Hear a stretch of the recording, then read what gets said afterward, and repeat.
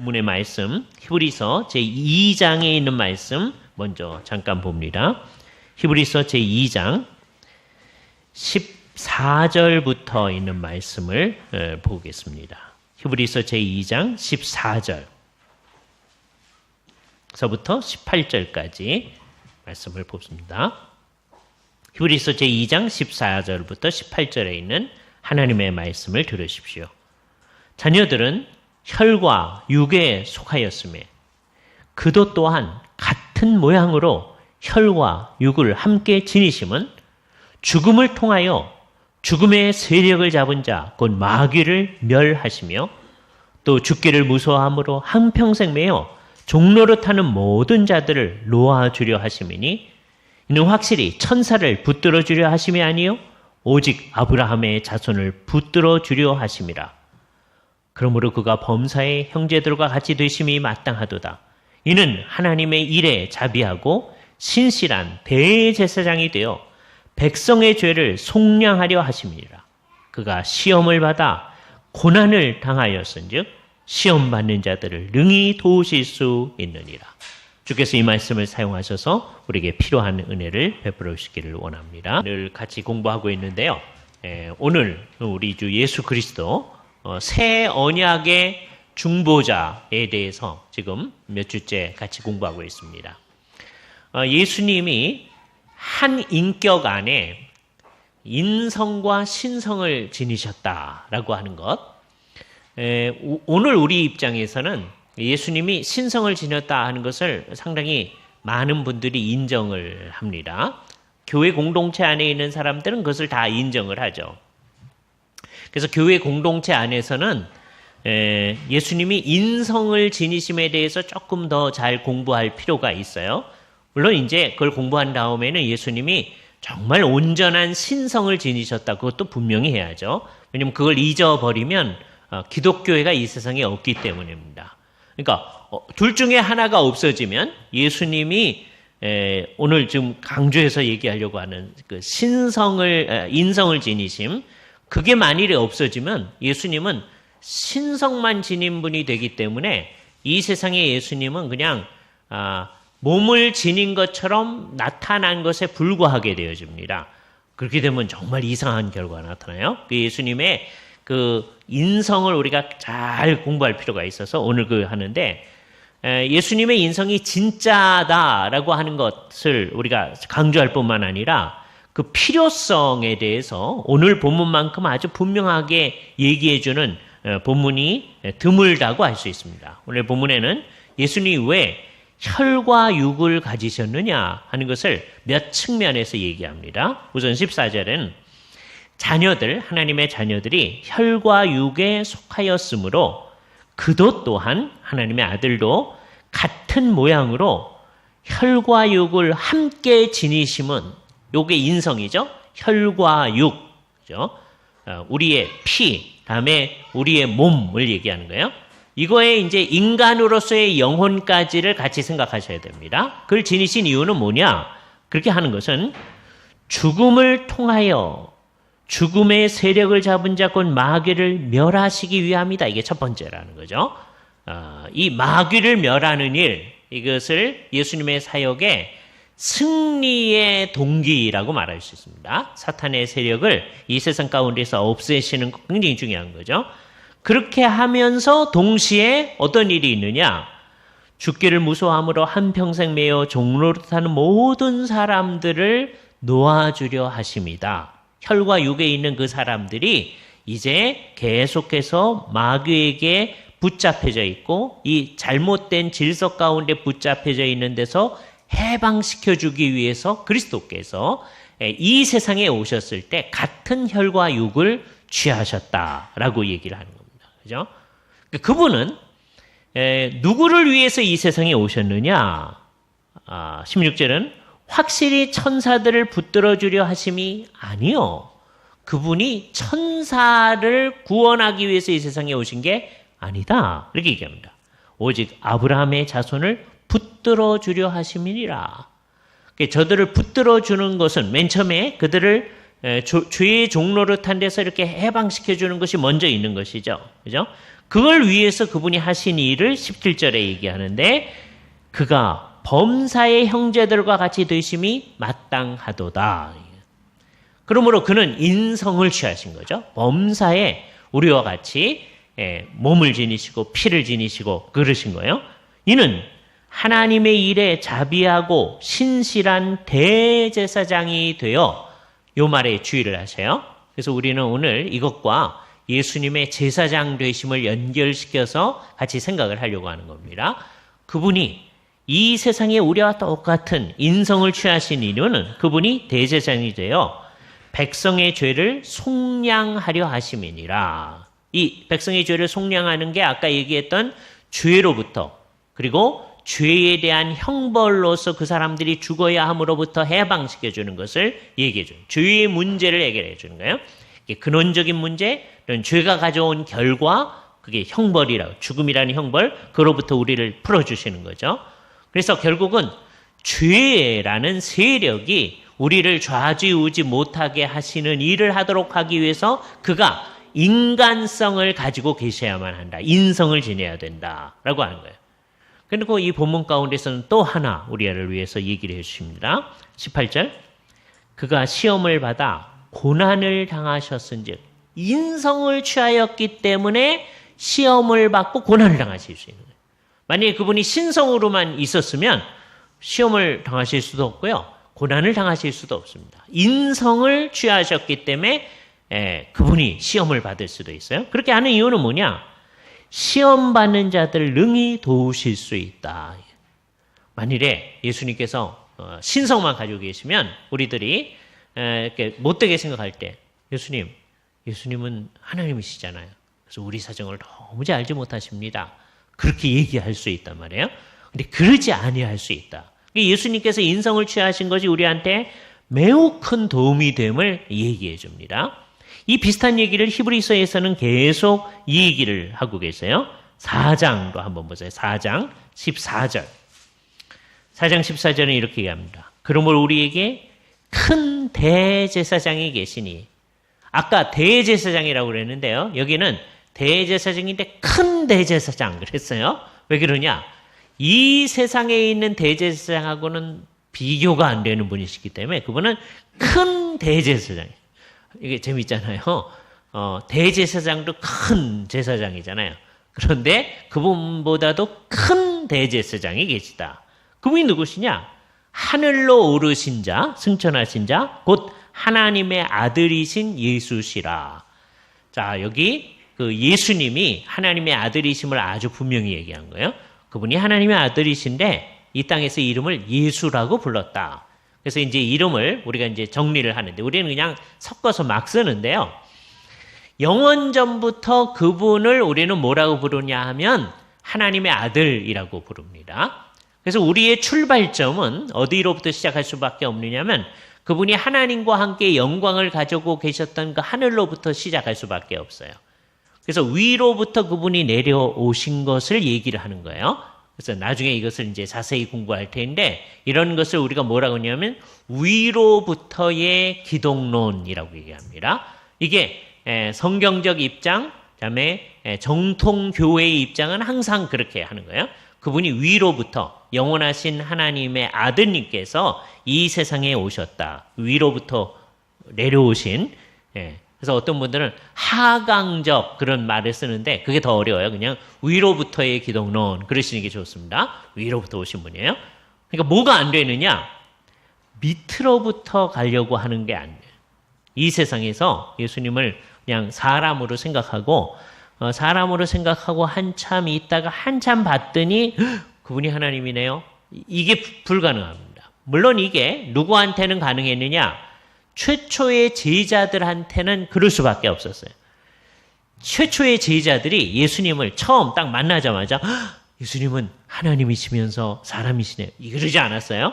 그냥 사람인 줄로 생각하고 예수님이 가르치심이 옛날 선지자들의 뭐 가르침 비슷하게 그렇게 생각하면서 막 가다 보니까 점점 그렇지 않다고 하는 것을 발견합니다. 그래서 제자들이 예수님을 제대로 알게 된 때는 언제냐? 나의 주시오 나의 하나님이십니다. 이 얘기를 할 수 있을 때예요. 그러니까 제자들의 경우는 밑으로부터 가다가 어느 시점에서 이분은 하나님이다. 그렇게 간 거예요. 어떤 이제 스스로 똑똑하다고 하는 사람들이 제자들이 그랬으니까 우리도 예수님을 그렇게 찾아가면 되지 않겠냐 하려고 하는 사람들이 있습니다. 근데 그게 거의 불가능합니다. 그죠? 밑으로부터의 기독론은 성립할 수가 없어요. 그죠? 이 유일하게 성립했던 것은 예수님이 하나님의 계시체로서 이 세상에 오셔서 제자들하고 접촉했을 때 그분이 당신님이 하나님이시를 나타내 보여주었기 때문에 그 사람들은 그게 가능했지만 다른 사람들은 이 예수님을 사람으로 생각하면서 계속 가다가 어느 순간에 하나님이십니다. 그렇게 갈 수가 없는 겁니다. 그러니까 혹시 그런 사람들이 있으면 이제 그건 예수님의 첫 제자들도 마찬가지인데요. 저분이 굉장히 좋은 선지자가 아닐까? 예를 들어서 수가성 여인이 예수님 만나가지고 내가 보니 선지자로소이다. 선지자니까 그분한테 뭔가를 배워보려고 하잖아요. 그러나 예수님의 정확한 정체성을 발견하기 전까지는 아직 예수님을 모르는 거예요. 그죠?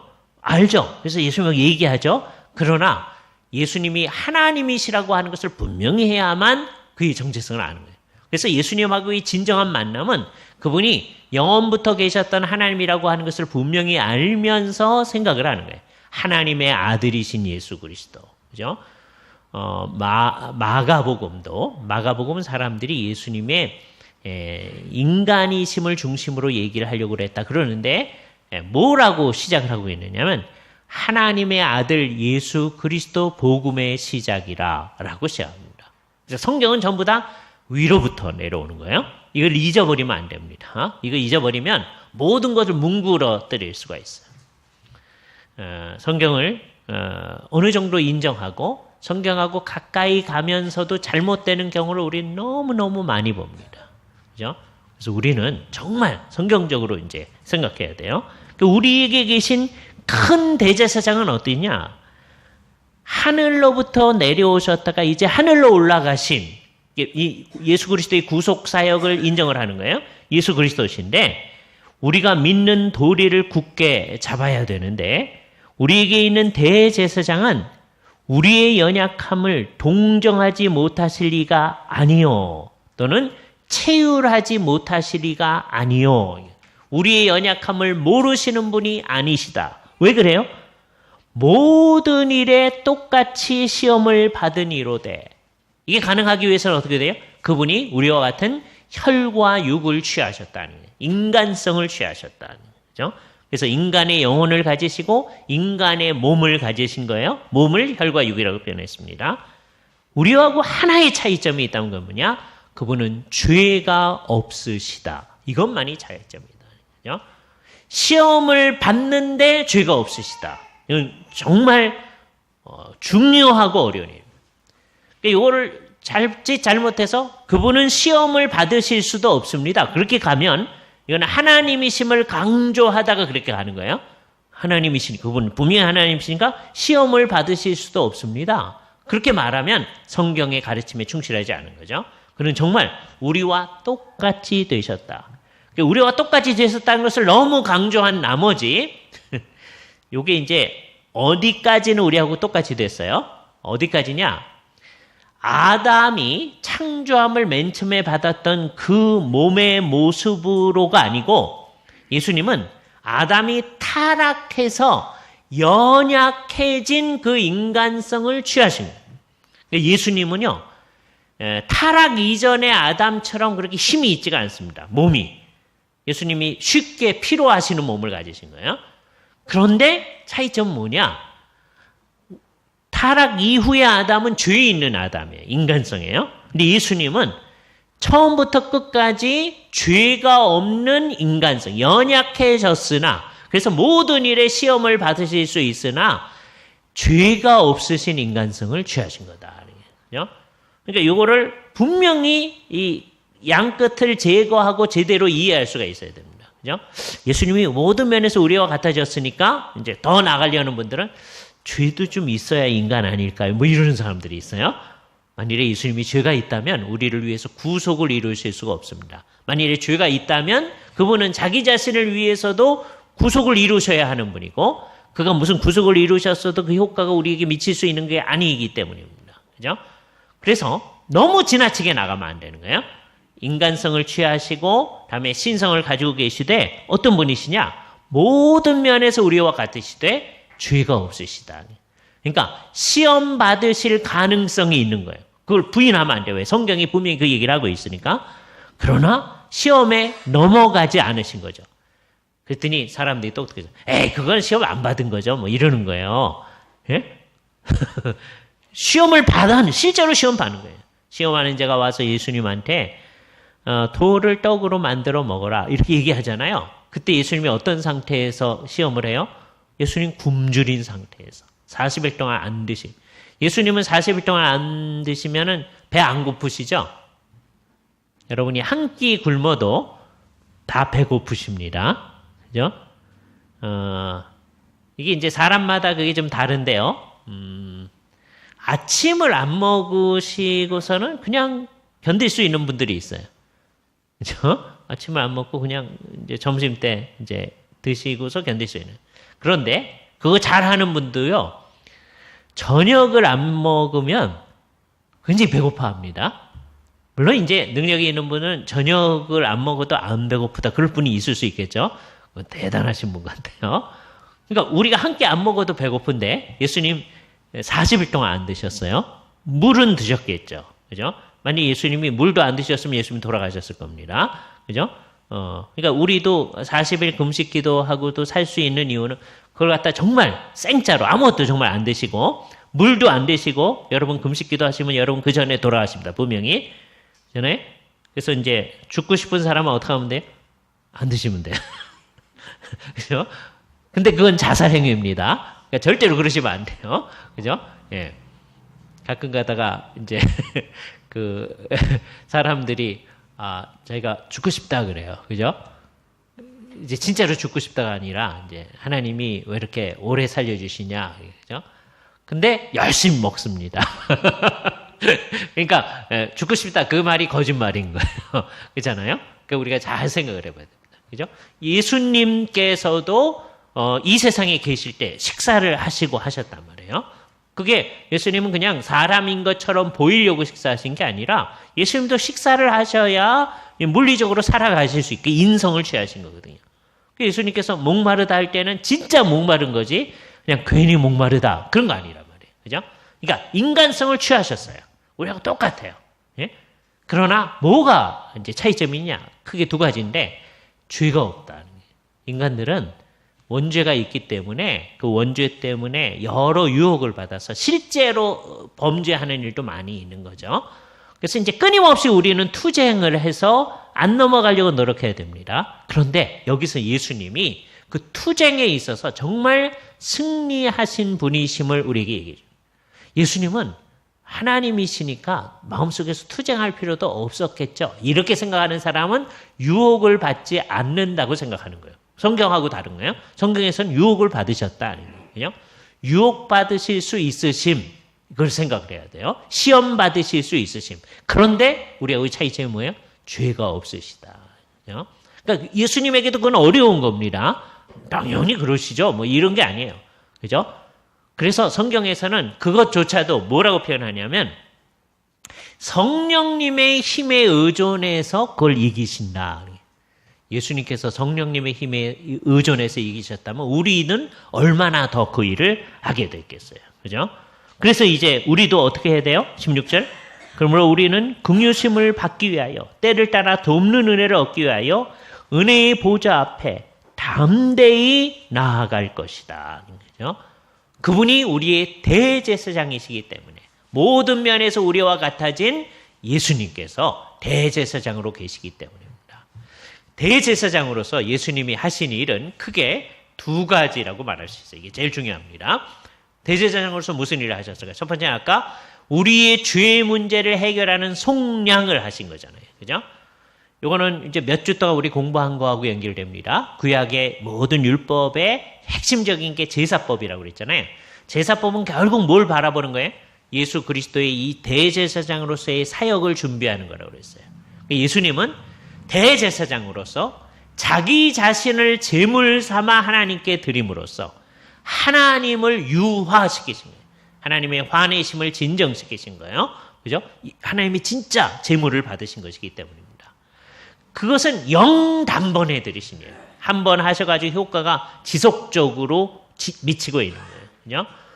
그래서 우리가 예배를 할 때요, 이 예배가 주께 이렇게 받아들여지려면, 오늘 아침 예배도 그러고, 지금 오후 예배도 그러고, 우리 예배는 언제나 흠결이 많습니다. 이게 참 안타까운 거예요. 예배가 흠결이 없어야 되거든요. 하나님 앞에 정말 정순한 것을 드려야 되는데 늘 흠결이 많아요. 그러니까 하나님 아시잖아요. 흠결이 많으니까 적당히 받으세요. 이거는 예배하는 자들의 마음이 아닙니다. 우리로서는 흠결이 없는 예배를 드리고 애를 써야 되죠. 그래야 그게 좋은 교회예요. 그런데 암만 좋은 교회가 정성을 다해서 주께 예배를 한다고 해도 흠결이 많아요. 그런데 주께서 이것을 받으시는 이유는 예수 그리스도의 온전한 십자가의 제사에 근거해서 그거로 우리를 쌓아주시는 거예요. 그래서 우리가 오늘 아침 예배도 마찬가지고 오후 예배도 그리스도의 십자가의 공로가 우리에게 작용해서 이 예배가 주께 드려지는 거예요. 그래서 주님께서 우리 예배를 기쁨으로 받으십니다. 가끔 가다가요, 우리가 예배하면서 막 졸기도 하거든요. 네? 그런데 주께서 이것을 받으셔요. 근데 어떻게 그게 가능해요? 예수 그리스도의 십자가의 공로가 우리를 싸기 때문입니다. 그죠? 십자가의 공로 때문에 우리의 속량이 이루어진 거예요. 죄 문제에 대한 해결이 완전히 이루어졌다는 거죠. 이걸 정말 믿어야 됩니다. 이게 없어지면 기독교회가 아닙니다. 그죠? 이거 아주 가까이 가는 것 같으면서도 아닌 것 같은 얘기를 우리는 가끔가다 많이 듣게 됩니다. 이게 좀 안타까운 거예요. 그죠? 우리는 그리스도와 함께 죽고 그리스도와 함께 살아났다. 그 얘기하면은 이제 모든 게 다 얘기될 수 있을 것 같은데 저 그렇게 생각하거든요. 근데 그 얘기 해놓고서도 딴 얘기로 나중에 갈 수도 있어요. 참 안타깝습니다. 그래서 우리는 모든 게 그리스도와 함께 죽고 그리스도와 함께 살아났다라고 하는 것의 그 모든 다른 내용도 성경의 지배를 받으려고 해야 된다라고 하는 걸 생각해야 돼요. 그죠? 그 가장 성경적인 생각을 갖다 놓고서도 잘못될 수도 있단 말이에요. 그죠? 이게 굉장히 중요한 일입니다. 그리스도께서 우리를 위해서 속죄를 다 이루셨다는 거예요. 그죠? 근데 십자가에서 이 속죄를 이루신 다음에 다 끝난 게 아니시고 이제 주님께서는 이제 어떻게 하셨느냐? 이렇게 얘기하는 거예요. 7장 25절 말씀. 이게 이제 지금도 계속되어지는 그리스도의 대제사장의 역할이에요. 십자가의 공로도요, 사실은 이게 영단번에 이루어진 거기 때문에 이루어진 일은 갈보리 언덕에서 이루어졌지만 효과는 우리가 예배할 때마다 적용되어지는 거거든요. 그리스도의 십자가가 우리를 쌓아야 되니까. 그렇잖아요? 그래서 우리는 늘 십자가에 의존하는 거란 말이에요. 그러니까 한 번 이루어졌지만 효과는 늘 우리에게 작용하고 있어요. 여러분이 최후의 심판대 앞에 섰을 때도 마찬가지입니다. 여러분이 열심히 한 것 가지고 최후의 심판대 앞에 도무지 못 서고 그리스도의 온전한 의가 여러분을 감싸야만 최후의 심판대 앞에 설 수 있어요. 그래서 이것도 지금까지 계속되어지고 최후의 심판대까지 작용할 거예요. 그런데 지금 이게 계속되어지는 것이 아주 분명한 게 25절이에요. 그러므로 자기를 힘입어 하나님께 나아가는 자들을 온전히 구원하실 수 있으시니 예수 그리스도께서 이는 그 다음에 중요하니까 같이 한번 읽어봅시다. 시작.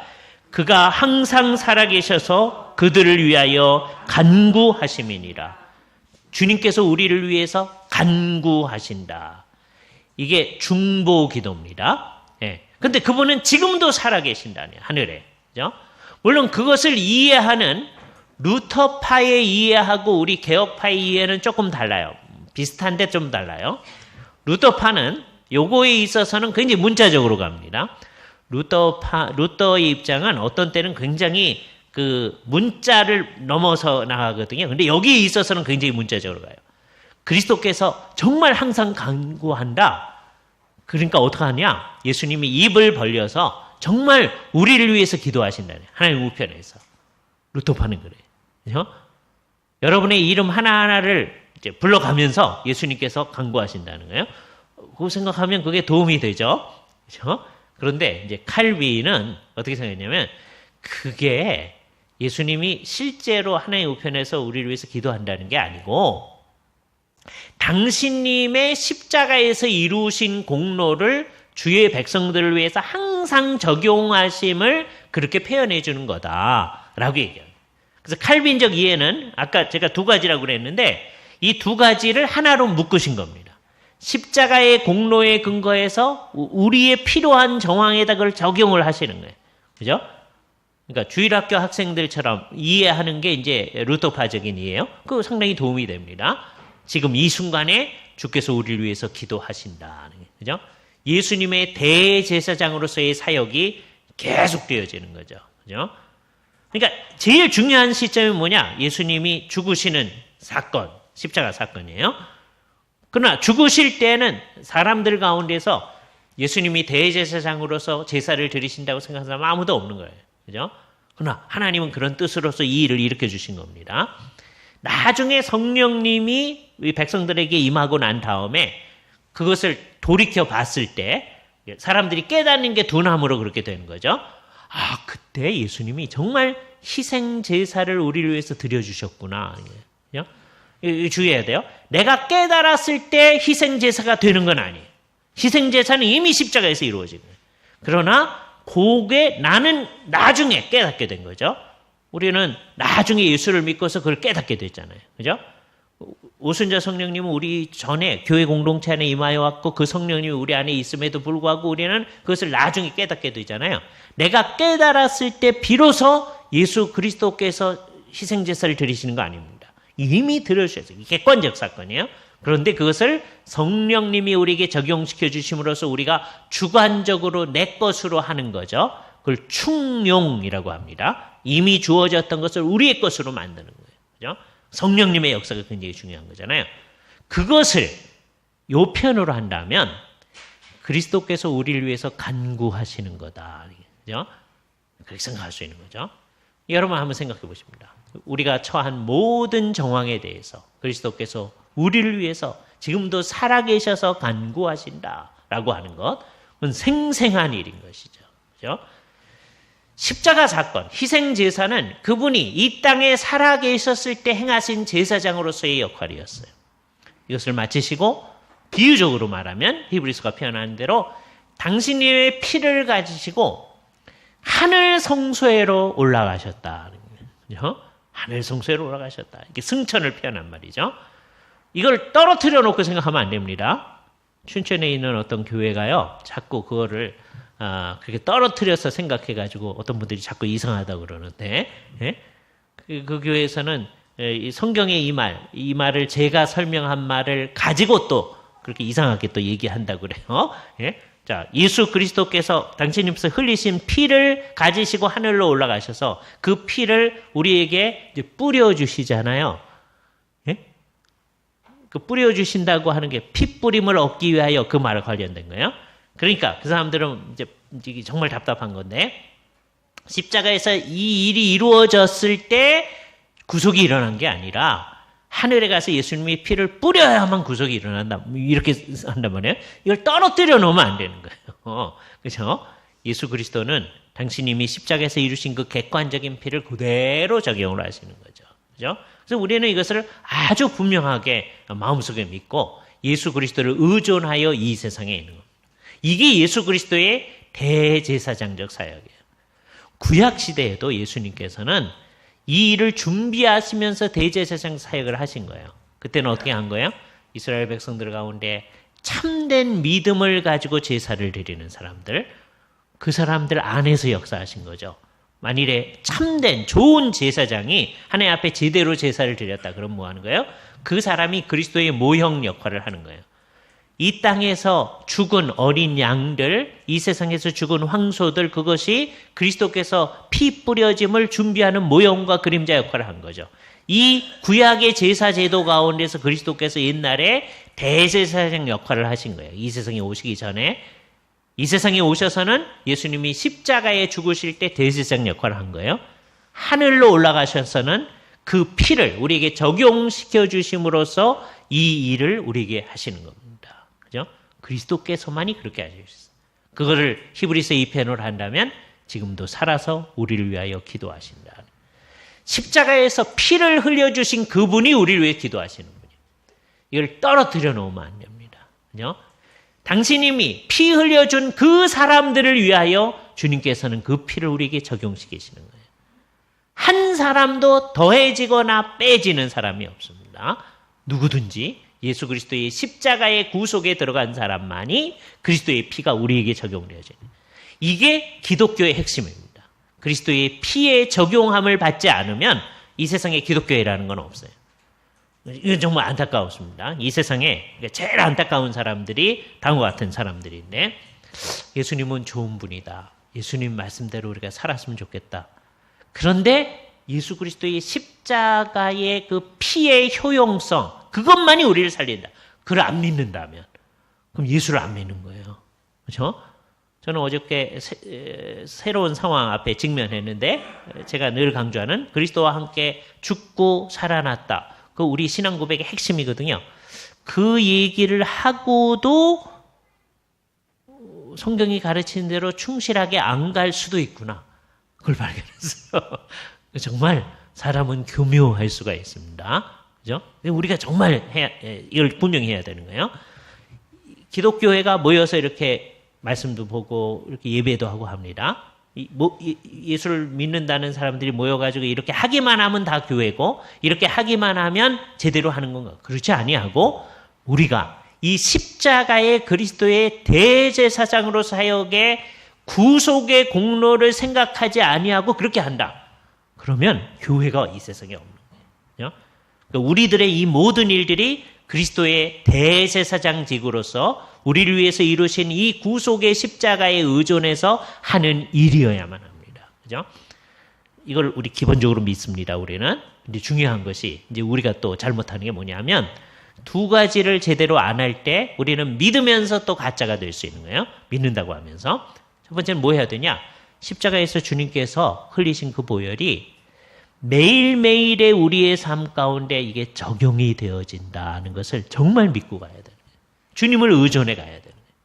특별히 예배할 때마다 그것을 의존해야 됩니다. 그죠? 그러니까 예배를 잘 안 하는 것은 뭐에 속하는 거예요? 그리스도의 십자가의 의존을 별로 안 하는 거예요. 그죠?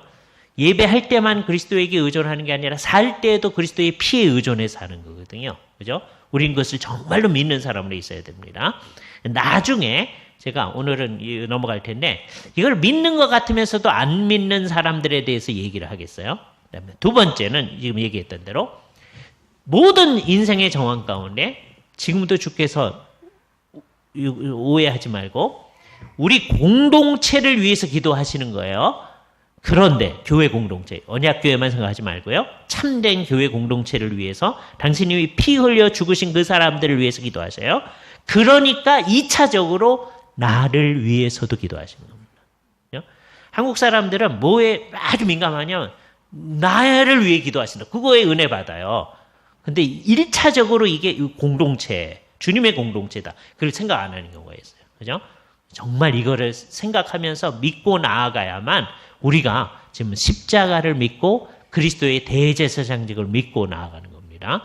그럼 이제 대제사장직 얘기를 했습니다. 나머지 부분은 다음번에 계속하도록 하겠습니다. 같이 기도하시죠. 주님, 인성과 신성을 한 인격에 가지셔서 우리를 위하여 이 구속사역을 이루어 주어 정말 참 대제사장이 되어주심에 대하여 감사를 드리옵나이다.